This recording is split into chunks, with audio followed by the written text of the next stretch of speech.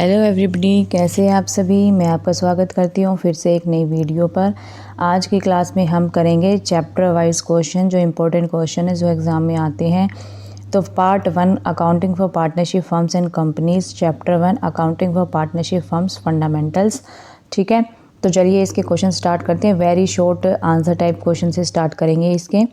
तो define partnership, तो बताए पार्टनरशिप क्या होती है। What is meant by partnership. आप अपने मन में रिकॉल कर लीजिए माइंड में एक बार क्या होता है पार्टनरशिप, उसके बाद ही हम इसका आंसर देखेंगे। तो चलिए देखते हैं आंसर क्या है। Partnership is an agreement between two और मोर पर्सनस। पार्टनरशिप क्या होती है, ये एक एग्रीमेंट होता है टू और मोर पर्सन। देखिए एक आदमी तो पार्टनरशिप करता नहीं, वो सोल प्रोप्राइटर हो जाएगा। तो या तो दो या दो से अधिक व्यक्तियों के बीच में जब कोई भी एग्रीमेंट होता है, who agree to share profits of a business, और वो किसी भी बिजनेस में प्रॉफिट शेयर करने की बात करते हैं, carried on by them under common ownership and management, तो उसको हम क्या बोलते हैं बेटा, पार्टनरशिप बोलते हैं। Next question, list any to essential elements of a partnership. Partnership के कोई भी दो इसेंशियल एलिमेंट्स बताएं। एग्रीमेंट हो जाएगा, profit of sharing of profit हो जाएगा। ठीक है, आप अपने अकॉर्डिंग इसके अंदर कुछ भी लिख सकते हैं, ज़रूरी नहीं है कि ये दो है जो सेम यही आएंगे। ठीक है, कुछ भी लिख सकते हैं आप। What is meant bye partners, partners क्या होते हैं। आप देखिए पार्टनरशिप आपने पढ़ लिया, पार्टनरशिप क्या होती है। अब हम बात करते हैं कि पार्टनर क्या होते हैं। तो द पर्सन्स, वो persons who have entered into a partnership, वो पर्सन जो पार्टनरशिप में एंटर करता है with one another to share profit and losses are individually called partners. ठीक है, जो व्यक्ति पार्टनरशिप में एंटर करता है किसी भी प्रॉफिट या लॉस के रिगार्डिंग, तो उसको हम क्या बोलेंगे, पार्टनर बोलेंगे। ठीक है, नेक्स्ट क्वेश्चन देखिए। What is meant by firm. A firm क्या होती है। Firm the persons who have entered into a partnership, जब भी कोई व्यक्ति पार्टनरशिप में एंटर करता है, आर कलेक्टिवली कॉल्ड, तो उसको जो इकट्ठा करके जो भी एक ग्रुप बनता है उस ग्रुप को हम क्या बोलेंगे, फर्म बोलेंगे। क्या बोलेंगे, फर्म बोलेंगे। Does a partnership firm have separate legal entity different from the partners. No, देखिए जो हमारी पार्टनरशिप होती है उसकी सेपरेट लीगल एंटिटी नहीं होती उसके पार्टनर से। ठीक है, लेकिन पार्टनर्स की सेपरेट लीगल एंटिटी होती है पार्टनरशिप से। तो यहाँ पे आंसर क्या आ जाएगा, नो आ जाएगा। What is the status of partners toward each other. अब देखिए पार्टनर्स के बीच में आपस में क्या स्टेटस होता है, तो उनको स्टेटस होता है म्यूचुअल एजेंट्स। वो आपस में क्या होते हैं, म्यूचुअल एजेंट्स होते हैं। What is the maximum limit on number of partners in a firm. तो according to partnership act 1932, the maximum number of partners in 10 in the case of firm carrying on the business of banking, या firm या banking के business के अंदर कितने होते हैं, 10 होते हैं maximum, and the 20 in the case of other business, और 20 किसी अदर बिजनेस में होते हैं। मैक्सिमम लिमिट है ये बेटा। ठीक है, नेक्स्ट देखिए। What is the minimum number of the partners in a firm. तो मिनिमम नंबर कितने होते हैं, 2 होते हैं।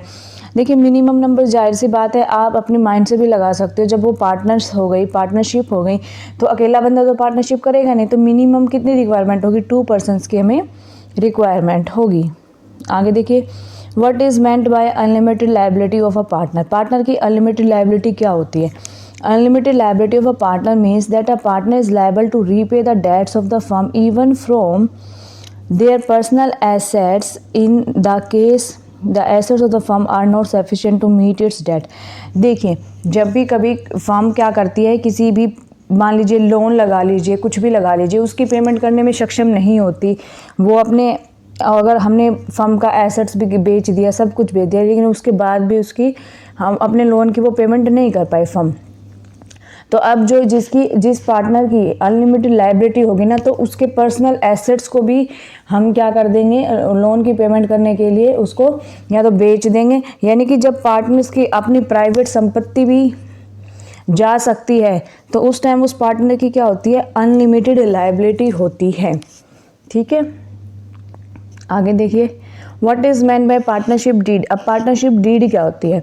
तो partnership deed means a document in writing containing the important terms and condition of partnership as agreed by the partners between themselves. देखिए partnership deed वो होती है, ये एक प्रकार का डॉक्यूमेंट होता है जिसके अंदर रिटर्न होता है terms and condition of the partnership, कि पार्टनरशिप के रिगार्डिंग हमारी क्या टर्म एंड कंडीशंस है, वो सारी चीज़ें किस में लिखी होती है, पार्टनरशिप डीड में लिखी होती है। देखिए पार्टनरशिप डीड बनाना मैंडेटरी नहीं होता, कंपल्सरी नहीं होता, लेकिन फिर भी बना लेनी चाहिए, क्योंकि जो पार्टनर्स के आपस में म्यूचुअल डिस्प्यूट्स होते हैं उनसे पार्टनर्स क्या हो जाएंगे, बच जाएंगे, और इसका रिटर्न में होना बहुत ज़रूरी है, ताकि वो एक प्रूफ हो जाता है कि देखिए ज़रूरी नहीं कि रिटर्न में भी पार्टनरशिप डीड हो, ओरल भी पार्टनरशिप डीड वो कर सकते हैं, भाई ऐसे ऐसे कर लेंगे, ठीक है, लेकिन वो इतनी अच्छी नहीं रहेगी जितनी कि रिटर्न में अच्छी होती है, ठीक है। चलिए आगे देखिए, in the absence of partnership deed how are mutual relations of the partners govern. जब पार्टनरशिप डीड ही नहीं है तो in the absence of partnership deed mutual relations of partners are govern by provision of partnership act 1932, ठीक है। आगे चलिए next question देखते हैं, do all firms need a deed and registrations.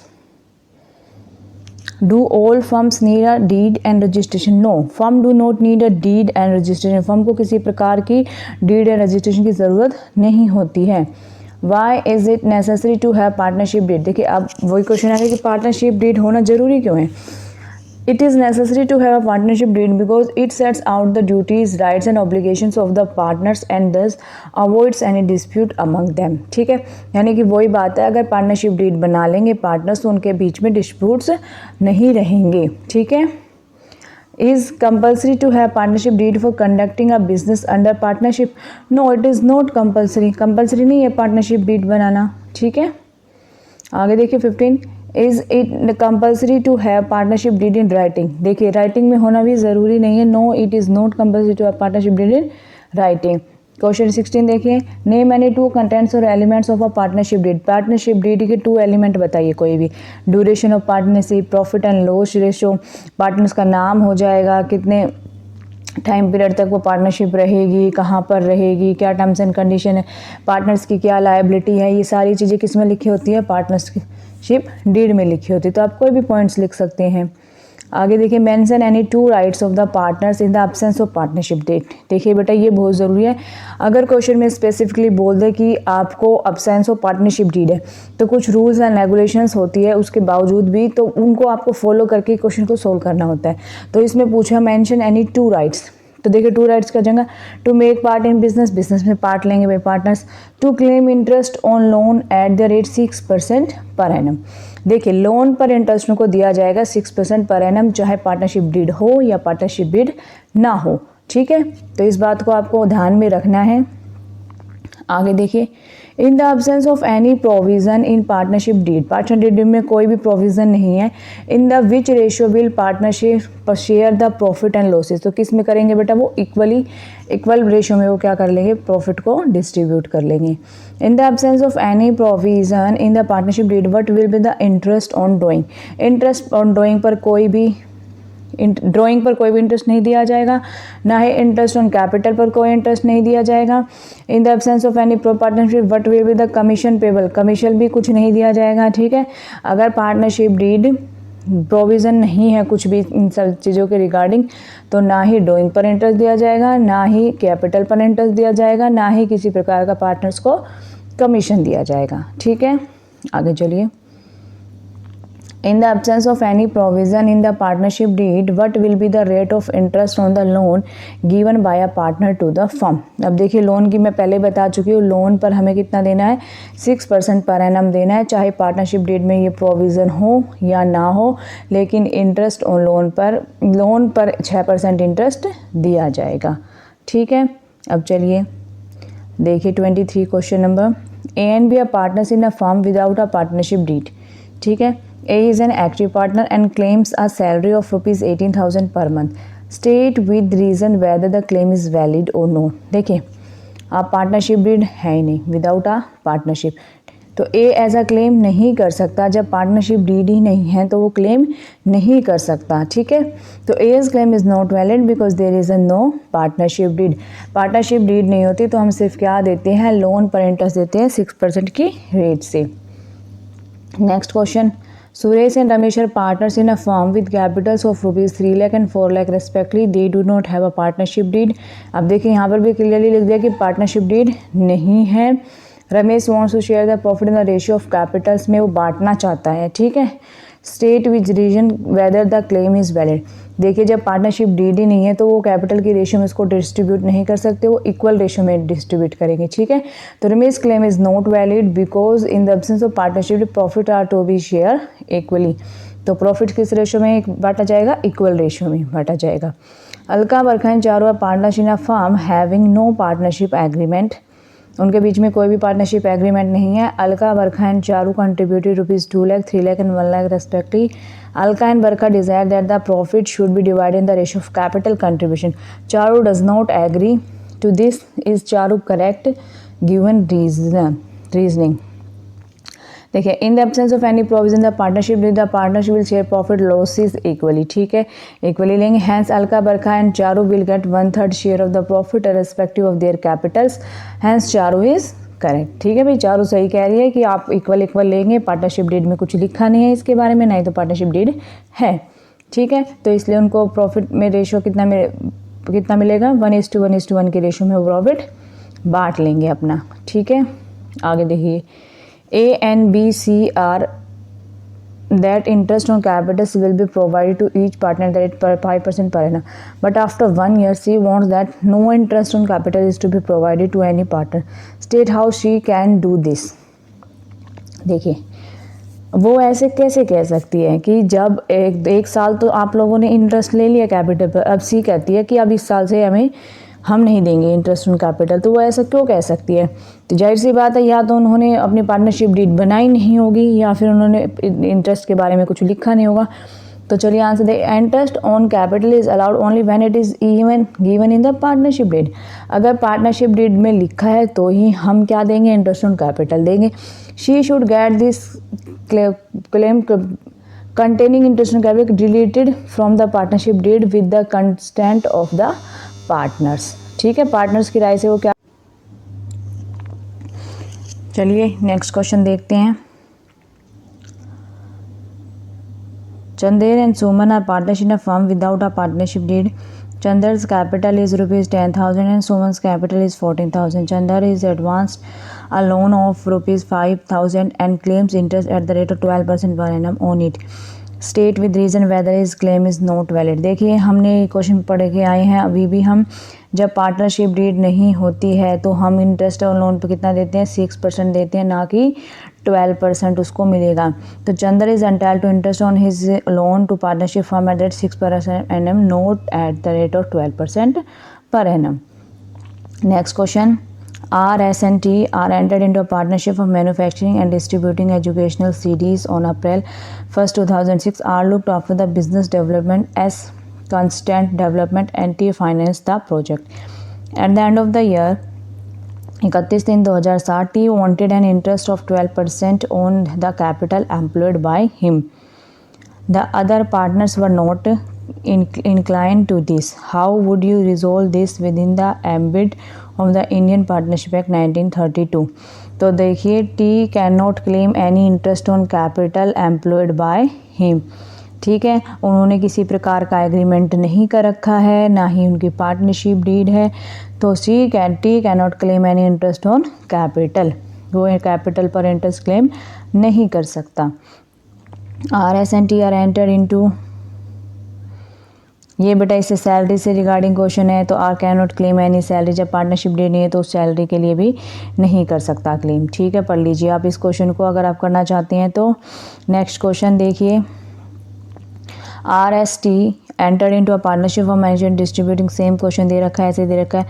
S wanted, S क्या चाहता है? 50% share in the profit of the intellectual work he did. अब देखिए पार्टनरशिप डीड नहीं है तो जाहिर सी बात है प्रॉफिट किस में डिस्ट्रीब्यूट हो जाएगा? इक्वल में हो जाएगा. तो आप क्वेश्चन को देख लेना क्या लिखा है. ठीक है, all partners R&S will share the profits equally. उसको 50% नहीं मिलेगा अकेले को, S को. ठीक है, आगे देख लीजिए. A, B and C are partners decided that no interest on drawing is to be charged to any partner, but after 1 year C wants that interest on drawing should be charged to every partner. State how she can do this. तो उनको अपना partnership deed में इस column को लिखना पड़ेगा, उसके बाद ही वो ऐसा कर सकते हैं। Interest on drawing last to be charge only when there is a specific clause to this effect in the partnership deed, ठीक है। She will have to include such clause in the partnership deed by getting other partners consent, और सब partners का consult करके आपस में वो एक क्लोज को अपनी पार्टनरशिप डीड में लिख सकते हैं। Next question, A and B C decided that interest on capital will be provided to each other at the rate 5% per annum, but after 1 year C wants that no interest on capital is to be provided to any partner, state how C can do this। तो same बात है बेटा, वो उसको delete कर देंगे, वो जो उसके इन्होंने क्लोज में लिखा है, interest on capital is allowed only when there is a specific clause to this effect in partnership deed, she will have to get this clause deleted from the partnership deed with the consent of the other partners. वो इस close को delete कर देंगे, फिर उनको नहीं मिलेगा बाद में, ठीक है। Can a partner be exempted from sharing the losses in the firm? If yes, under what circumstances? ये आंसर हो जाएगा yes if the partnership deed specifically permits it। अगर पार्टनरशिप डीड में इसके बारे में लिखा परमिट करता है तो उनको मिल जाएगा। Why is that the capital account of a partner does not show a debit balance in spite of regular and consistent losses year after year? देखिए ये कह रहा है कि जो उनकी बैलेंस शीट में जो कैपिटल होती है उसका डेबिट बैलेंस क्यों नहीं होता, चाहे रेगुलर कंसिस्टेंट बेस में लॉस हो रहा हो, ठीक है। जब देखिए when partners agree to adept fixed capital method, जब फिक्स्ड कैपिटल मेथड को फ्लो किया जाता है तो current account the capital account will not be show a debit balance in spite of losses, ठीक है। The capital account will not show a debit balance. देखिए जब हमारी फिक्स्ड कैपिटल होती है तो बेटा हम दो अकाउंट बनाते हैं, capital account and current account. तो जो हमारा प्रॉफिट एंड लॉस का जो लेखा जोखा होता है वो किस में होता है, करंट अकाउंट में होता है। लेकिन कैपिटल अकाउंट में हम सिर्फ क्या लिखते हैं, जो हमारी फिक्स्ड कैपिटल है वो, या फिर जो परमानेंट विड्रॉ अमाउंट की है वो, सिर्फ वो अमाउंट आती है। इसलिए हमारा कभी भी डेबिट बैलेंस शो नहीं करेगा इन the case of fixed capital method के अंदर, ठीक है। लेकिन अगर फ्लैक्चुएटिंग कैपिटल मेथड होगा तो उसके अंदर हमारा डेबिट बैलेंस शो करेगा, ठीक है। Next question, what are the two methods of maintaining capital account? तो अभी बताया फिक्स्ड एंड फ्लैक्चुएटिंग, दो मेथड्स होती है हमारे। Next question, difference between fixed capital and fluctuating capital के अंदर डिफरेंस बताओ। In case of fixed capital each partner has two accounts, namely capital account and current account, while in the case of fluctuating capital partner has only one account, namely capital account, ठीक है बेटा। आगे देखिए, what is fixed capital method of maintaining capital account? Fixed method क्या होता है हमारा? Under fixed capital method the partners are not allowed to change their capital except in extraordinary circumstances, यानी कि वो अपनी कैपिटल को चेंज नहीं कर सकते किसके अंदर, फिक्स्ड कैपिटल मेथड के अंदर, या कोई एक्स्ट्रा ऑर्डिनरी सर्कमस्टांसेस आ जाएं उसके बाद ही वो क्या कर सकते हैं, अपनी कैपिटल को चेंज कर सकते हैं, अदरवाइज वो अपनी कैपिटल को चेंज नहीं कर सकते। Next question, under which method of maintaining capital account current account is maintained along with the capital account? तो भाई वो फिक्स्ड कैपिटल मेथड है, हम पढ़ चुके हैं। List two items that may appear on the credit side of partners fixed capital account. Partners के fixed capital account में क्रेडिट साइड आप क्या शो करोगे? तो opening balance of capital, additional capital introduced by the partner as per the agreement. तो ये दो चीज़ें हम दिखाते हैं सिर्फ, ठीक है। List any two items which usually appear on the debit side of partners capital account if the capitals are fixed. तो उसके अंदर क्या दिखाते हैं बेटा, कोई परमानेंट नेचर में हम ड्राइंग करेंगे तो वो, और क्लोजिंग बैलेंस ऑफ कैपिटल, ठीक है, ये डेबिट बैलेंस में शो करते हैं हम। Give two circumstances in which the fixed capitals of partner may change, additional capital introduced as per agreement और drawing as per the agreement, ठीक है। तो इसमें क्या होता है, चेंज होता है। What is fluctuating capital method of maintaining partners capital? Under fluctuating capital method the capital balance of partners capital accounts do not remain the same but change frequently.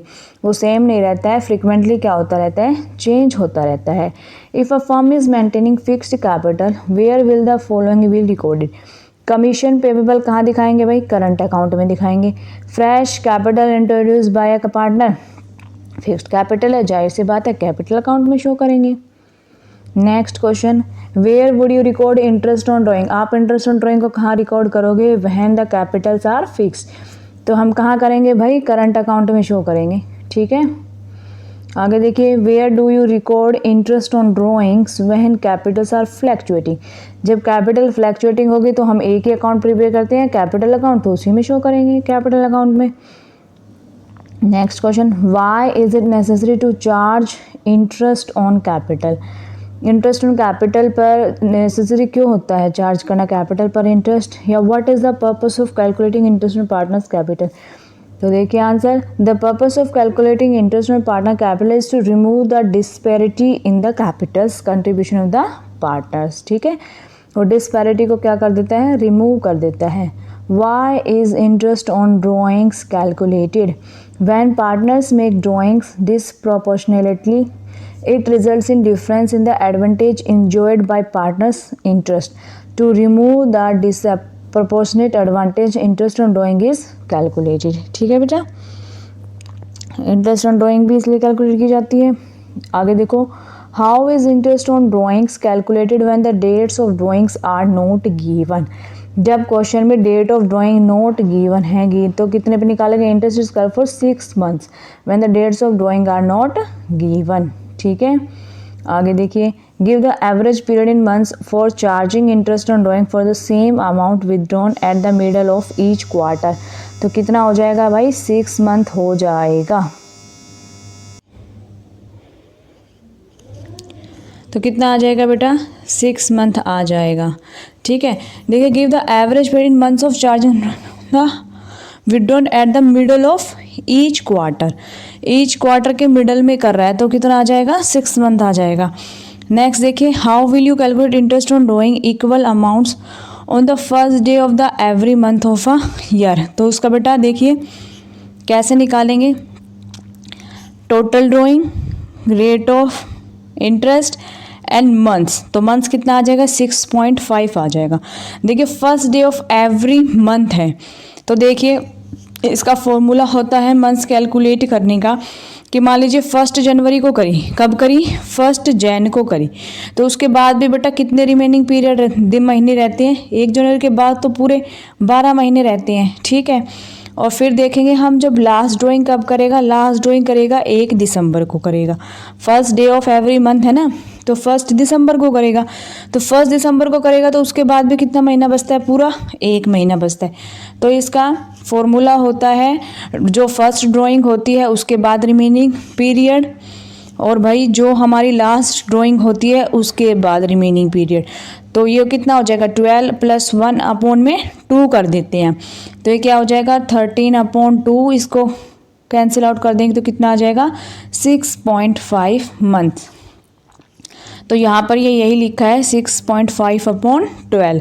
तो ये हमारे ये फॉर्मूला होता है, इसके अकॉर्डिंग बेटा आप निकाल सकते हो।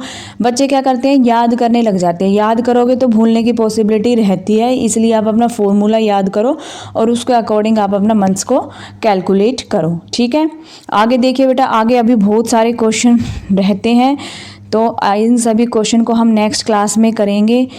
ठीक है, वीडियो अच्छी लगी हो तो वीडियो को लाइक करना, चैनल को सब्सक्राइब करना। मिलते हैं नेक्स्ट वीडियो में।